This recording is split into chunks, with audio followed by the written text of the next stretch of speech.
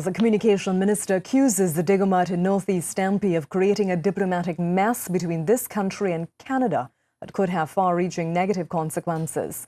In a press release, Minister Gerald Hadeed described as unwarranted, unjustified and inaccurate the accusations made by the opposition member in Parliament last Friday.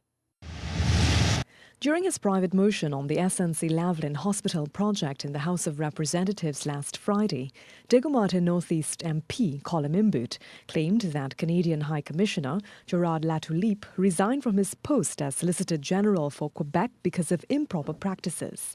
The PNM member was quoting for a report in the Montreal Gazette dated July 1987.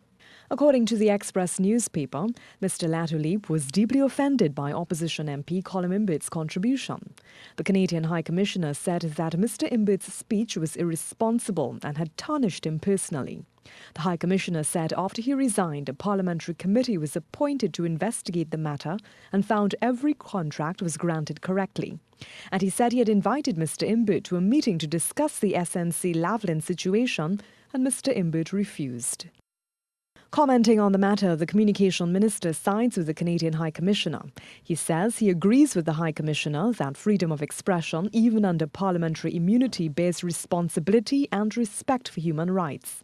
What is worse, he says, is that many of the people living in Canada have been calling to say that Mr. Imbut's irresponsibility could cost this country the support of the Canadian government and other governments. Minister Hadeed likened this situation to the Lauren Manatee Project issue.